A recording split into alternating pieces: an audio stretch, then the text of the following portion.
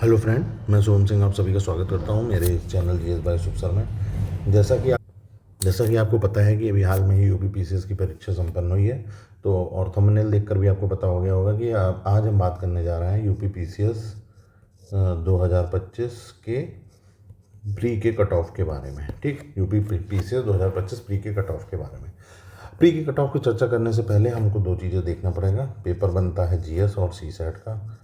ठीक, इस बार का सी सेट बहुत ही सिंपल था, यानी कि पिछले कई 2-4 सालों का अगर उठा के देख लेते हैं तो मेरे हिसाब से सबसे सिंपलेस्ट सी सेट इस बार ही पूछा गया था।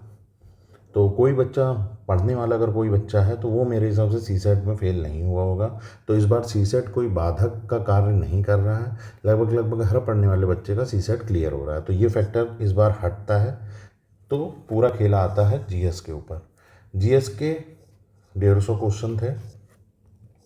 अब लोग इस जीएस के पेपर को देखकर कुछ लोग बोल रहे हैं कि बहुत ही सिंपल पेपर आया था। तो शायद उन्होंने सिर्फ उसके क्वेश्चन ही देखे हैं। ठीक, उसके क्वेश्चन ही देखे हैं और वो ऑप्शन देखना भूल गया है कि ऑप्शन में क्या ऑप्शन बनाए गए हैं। ठीक है, उसने सिर्फ क्वेश्चन पढ़े हैं और उसको लग रहा है कि पेपर सिंपल है।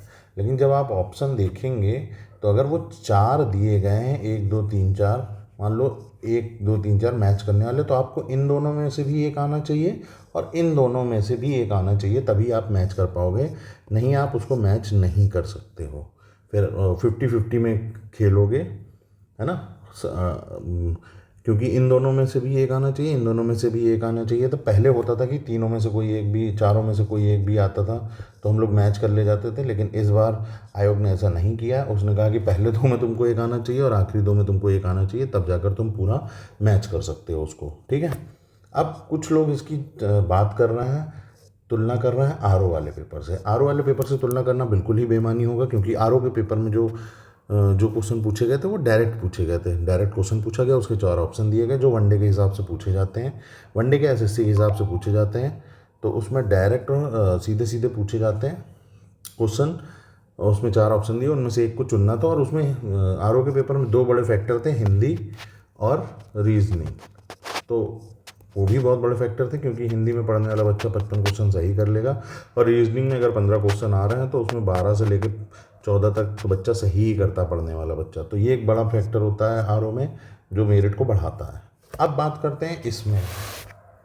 ठीक है, इस पेपर में अगर, जैसा कि लोग बता रहे हैं कि मेरिट 100 चली जाएगी, 100 क्वेश्चन चली, मैं क्वेश्चन के बारे में बात कर रहा हूँ, मैं नंबर की बात नहीं कर रहा हूँ। नंबर आप लोग निकाल लेना, 1.33 से मल्टीप्लाई करोगे तो आपके नंबर आ जाएंगे। ठीक है, क्वेश्चन मल्टीप्लाई बाई 1.33 से कर लो, या दूसरा जो तरीका होता है उससे निकाल लोगे आप, है ना। तो हम केवल बात कर रहे हैं नंबर ऑफ क्वेश्चन कितने सही हो रहे हैं, कितनी मेरिट जा सकती है प्री की। कुछ लोग बता रहे हैं कि बढ़िया को वनडे के हिसाब से एग्ज़ाम आया था, 100 प्लस जाएगी, हैं 95 प्लस जाएगी। तो भैया पेपर टफ था। कोई अगर बोल रहा है सिंपल था तो या तो उसने पेपर नहीं दिया है, या तो फिर वो आपको बेवकूफ़ बना रहा है। पेपर टफ था। अगर आपके नंबर जर्नल में हो, अगर आप और आपके 85 बन रहे हैं, ये मेरी प्रिडिक्शन है, हो सकता है गलत हो, अगर 85 से प्लस हैं तो आप मेंस दे रहे हो।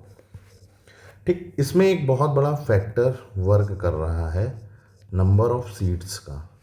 ठीक, नंबर ऑफ सीट्स कि कितनी सीट्स हैं। मेरे हिसाब से अभी तक 750 से 800 सीटें इसमें हैं। नोटिफिकेशन भले ही कम सीट का आया है, लेकिन लगभग 750 से 850 के बीच में सीटें बढ़ चुकी हैं, मतलब इतनी हो चुकी हैं सीटें। तो जो प्री का रिज़ल्ट आएगा उसमें कम से कम देखा जाए तो 10 से 12 हज़ार से ज़्यादा बच्चे बुलाए जाएंगे प्री के मेंस लिखने के लिए। तो उस हिसाब से अगर देखा जाएगा, अगर इतनी सीटों की चर्चा कर रहा हूँ मैं कि इतनी सीटों पर रिजल्ट आ रहा है, तो कट ऑफ 85 नंबर तक ही जाना चाहिए। अगर 85 से आपके क्वेश्चन ऊपर बन रहे हैं, 85 सही क्वेश्चन बन रहे हैं, काट पीट कर बन रहे हैं, निगेटिव हटाकर बन रहे हैं, आपके 85 नेट क्वेश्चन बन रहे हैं, 85, तो आप मेंस की तैयारी में लग जाइए। ठीक है, अब दूसरी बात आती है, अगर ये सीटों की संख्या जो नोटिफिकेशन में दी गई थी 250 या 200 जो शुरू में थी, अगर उतनी है तो फिर कट ऑफ 90 प्लस भी हो सकती है। पर ये कट ऑफ किसी भी दशा में 95 प्लस नहीं जाएगी। तो ये तो बेमानी है कह देना कि 95 प्लस जाएगी, ऐसा बिल्कुल भी नहीं। अगर इतनी सीटों पर रिज़ल्ट आएगा तो जर्नल की कट ऑफ 85 प्लस है, और अगर थोड़ा सा और मेजर इफेक्ट ले लेते हैं तो 87 प्लस मान लो, 85 से 87 मान लेते हैं, 85 से 87 एक ये रेंज है। ठीक, अगर आपके इससे इतने नेट क्वेश्चन बन रहे हैं काट पीट के हटा करके, नेट आपके क्वेश्चन इतने सही हैं तो आप मेंस दोगे मेरे प्रिडिक्शन के हिसाब से। अब अगर इसी में ही फिर अब अलग अलग अपने हिसाब से आप कैटेगरी वाइज चुन लेना। EWS OBC आपको पता ही है, जनरल से एक एक दो दो तीन तीन क्वेश्चन ऊपर जा सकती है। तो अगर EWS हो तो 90 के आसपास अपने आप को सेफ समझ लेना, OBC 89 प्लस के आसपास सेफ समझ लेना, है ना। गर्ल्स उसी हिसाब से कम कर लेना, बाकी सारी कैटेगरी अपने हिसाब से देख लेना। तो बस मैं बहुत लंबा वीडियो नहीं करूँगा, इतना ही लंबा वीडियो कर रहा हूँ। फिर से एक बार फिर से बता दे रहा हूँ कि अगर किसी के 85 प्लस हैं तो वो मेंस की तैयारी में लग जाए, मेंस की तैयारी में लग जाए, क्योंकि अभी 2026 में ही जैन में ही आपको 2026 PCS का नोटिफिकेशन देखने को मिल जाएगा, और इस वाला ये वाला मेंस आपका हो जाएगा अप्रैल के आसपास होगा। अप्रैल के बीच में हो सकता है या अप्रैल के प्रारंभ में हो सकता है। तो अप्रैल के आसपास तक आपका ये मेंस लिखा जाएगा।